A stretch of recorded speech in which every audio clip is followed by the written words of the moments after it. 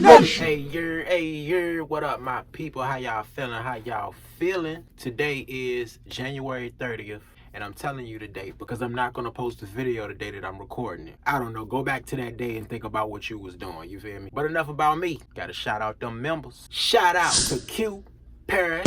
Shout out Frank McAlpine. I hope I ain't butcher that. Shout out to Isaiah Austin. I appreciate y'all joining that membership. I'm starting a new week and I got a new structure, so y'all should be getting membership videos every single week now, at least 3. So without further ado, let's get into it. I go by D-Jack, but you can call me D. So I go extra hard on that hard flow. Call me D.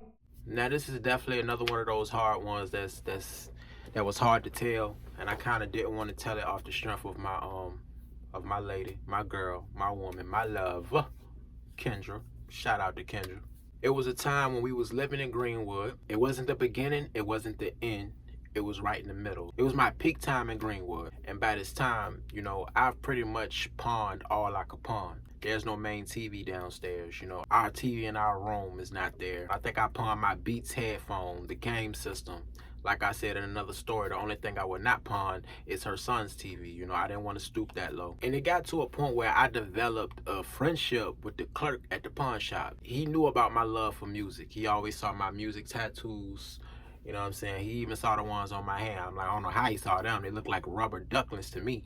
God damn it. I was telling him I wanted to learn an instrument. I always wanted to learn at least one instrument before the day that I die. I need to at least learn some instrument because I always felt like you really truly don't love music unless you know how to play some type of instrument. One of the things I wanted to learn first was the guitar. And he told me that he'll give me guitar lessons for an hour every single day, but I just got to show up. And every time I would pawn something, he'll tell me that. And I'm like, yeah, I'm coming.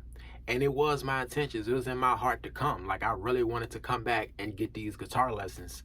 But every time I would have it on my mind to do it, I would start thinking, okay, I don't want to go do it and blow my high. I'm trying to enjoy my high. I want to chill and enjoy it. I want to feel it. I always came up with some type of personal excuse to not go get these guitar lessons. That addiction was really holding me back from one of the things I wanted to always do. Still to this day, I haven't learned the instrument, but I still want to. I went to my girl on this day and I asked her about her ring. She had a nice little lineup of rings, but she had this one gold ring, and I was asking her about pawning it and being able to go back and get it. I forgot what they call it. I think it's called what is that called when you pawn something but you can come back and pick it up? I forgot what it was, but that's what I wanted to do. She off the back like, nah, like it's sentimental to her. I don't want to say on here on why it's sentimental and where she got the ring or who gave it to her. That's information I really don't want to put out off the strength of her, because even me talking to her about this story that I was about to tell, she even cried right there in front of me. Like, one thing I know about her is that something that she don't bring up ever again, it was something that really hurt her. If she don't ever bring it up again, I know that's her saying I want to just forget about it. So out of respect, I won't put that detail in there. But she argued back and forth with me about this ring, and I eventually convinced her. So she gives me the ring, and I go down to the pawn shop like regular. I asked him how much can I get for it. He said he don't know yet. He got to put it on the scale. But he told me straight from the beginning, like, look, this is a nice ring. I can tell it's gold just by looking at it. But just because of the size and how thin it is, I'm telling you, you're not going to see a lot from it. You're not going to get much for it. I said, okay, let me just see. He put it on the scale. I saw the weight, but I didn't know what that weight meant. I didn't know what that weight equal out into dollars. And he said, look, give you $10 for it. And I'm like, $10? Just $10? I didn't think about this in the moment when I used to pawn all this shit, but I had to think about the fact that the pawn shop still has to actually make money off of the stuff that you're pawning in. So if you coming in expecting to get what you pay for it, you got to think about the fact that they still got to sell this back out.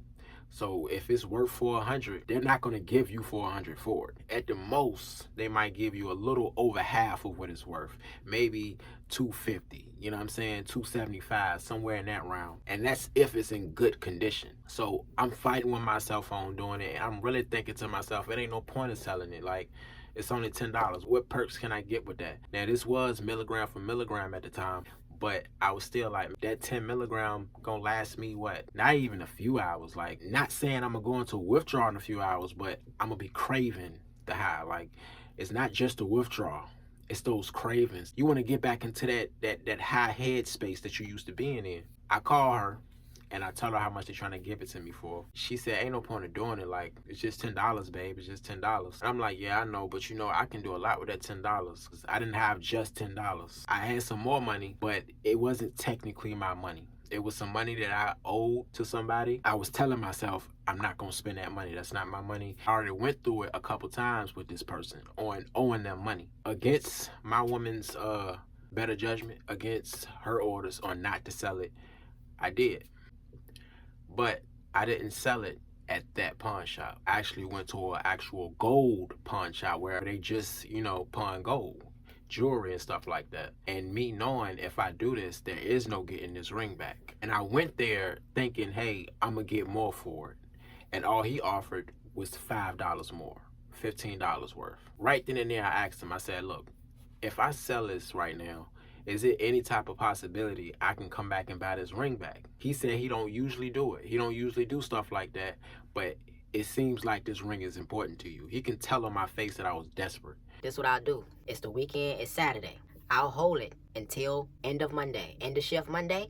If you ain't come back and get the ring, I gotta melt it down.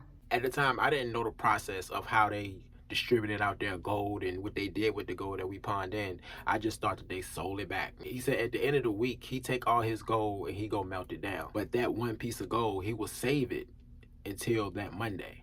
That's it. He gonna take it to where he gonna take it to, and it's gonna be locked in and registered that, hey, this is gonna be melted down. I'm like, cool, bet. I'm feeling optimistic, you know. I get the $15, and against my own word, I went and took some of this money that I owed to this person, which was only $20. I took half of that, which is $10. So I had $25. I said, look, instead of me going to just go buy a 30 or some perks, I'm gonna go buy some weed.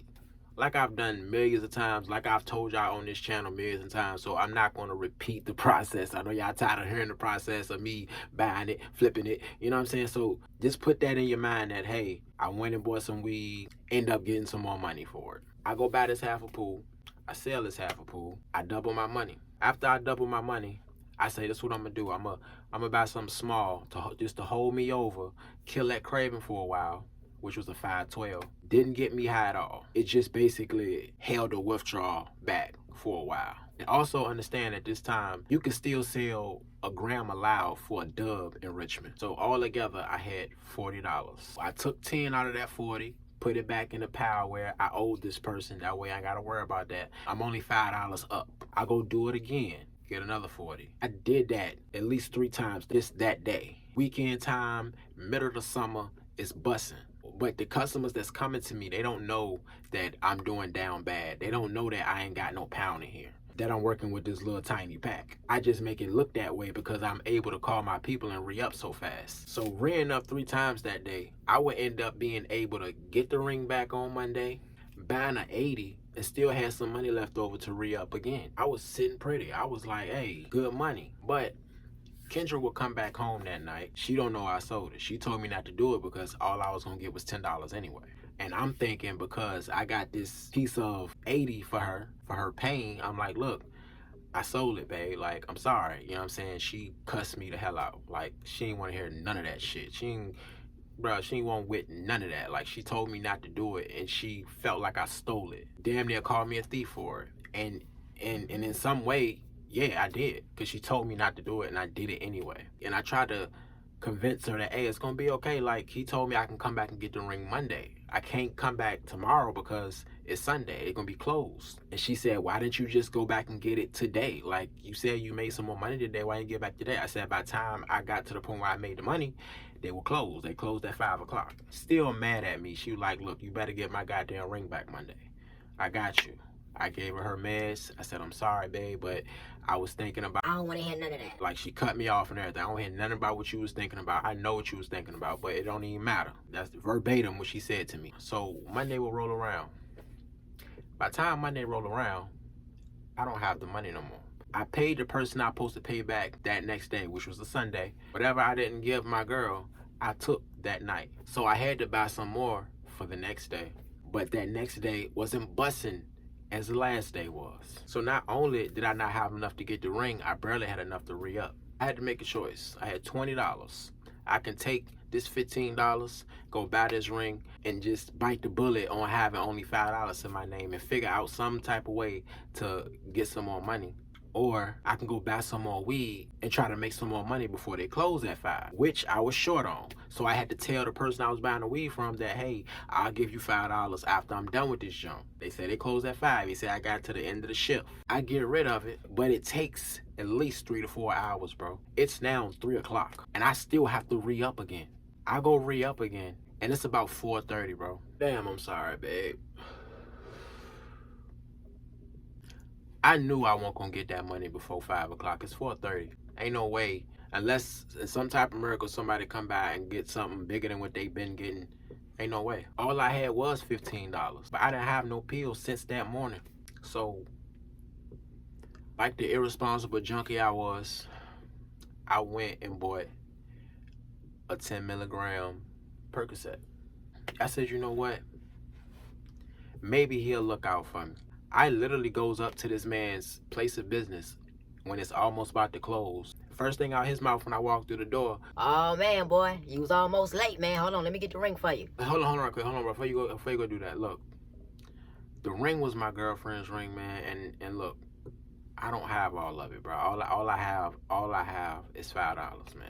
That's all I got. He looked at me like, what type of business you think I'm running? I already did this off the strength. I don't even do this. And you gonna come up here and try to get it back for 5, telling me that you gonna pay me back the 10 when you get it? This ain't a swap meet. This ain't the corner. Like, he literally said that to me. He said, this ain't the corner, bro. I run a real business here. And like, it job offended me. But I had no room to be offended, bro.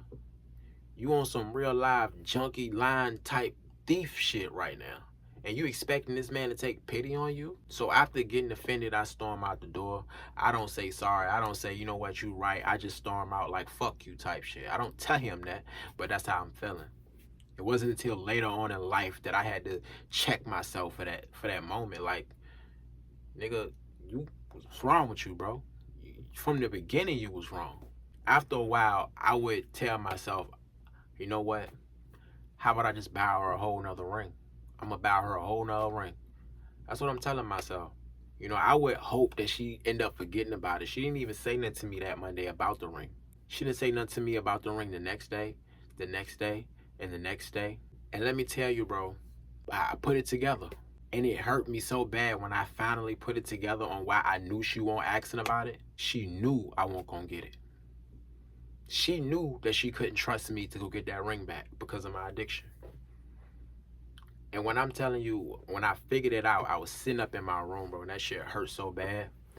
And I'm like, damn, she gotta be looking at me as some low down, like she got to. Ain't no way she not. You know, I started questioning why she was with me. You know, the whole spiel, going into a whole depression. I would keep telling myself that's what I'm gonna do, buy her a ring. And years would pass. Years would just pass by. And I would have more than enough money to buy her a ring. I'm talking about thousands of dollars at a time to get her a ring, and would never get it. I would either forget, and by the time I remember, I got to do something else. Something else was important. I had just recently talked to her about it, you know, trying to get the real facts about the story. And I had to make a new promise, not just to her, but to myself, that when I am totally able to get that ring, like when I'm really able to get that ring, that's one of the first things I'm going to do.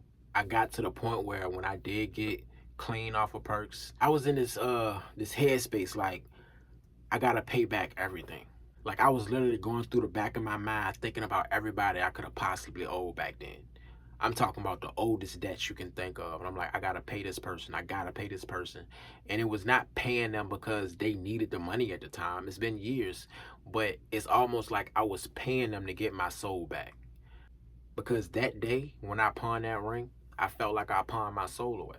Because I wasn't morally thinking about none of that shit. I didn't think about how sentimental it was to her, the fact that it was only worth $10, that, hey, you know, I won't think about it. Everything I did with that ring, I could have did with the money that I owed this person and not even touched her ring. But my addiction, bro, it didn't just affect me mentally. It affected me emotionally. It made it so my emotions was damn near not there. And when I was high, the emotions weren't real. I got to the point where I couldn't even tell if this is how I really felt. like real deal. So get into that headspace of paying people back. I would actually start doing that. You know, I would actually start paying back old debts, giving people money that I owed them from years back. And they even asked me like, bro, why you giving me this? I say, bro, remember that such and such? For real, bro, you still think about that? Like, a lot of people told me that, like, damn, bro, you still, you know what I mean? Bro, I ain't worried about that. Like, keep that. You need that. I'm like, nah, bro. I need to give you this. I don't think I told this story, but I remember when Bill had shared my story, which is a big reason why I got monetized. Now, I know I put in the work, but him sharing my story put a lot of eyes on my channel. I damn near begged him to let me pay him. I was so used to finessing people in the past. I was so used to doing people bad and not keeping my word. And I'm like, man, let me pay you something. Like, he just wanted to do it. Before I actually paid him, he already shared it. Just to look out like, hey, you're a good dude. Like, you work your ass off. Like, your thumbnails fire. Let me do that for you. He eventually agreed. And he only said, look, just pay me $30. Yeah, I know I'm supposed to be talking about business and stuff between. I just want to give you a real visual on how I think now. I still think like that sometimes to this day. It hasn't left. That life of addiction left a scar on me. And it's still healing. It's still healing. Shout out to my boy, Kiani, he hit me up on Facebook in my DMs and he told me I gave him a second chance at life, bro.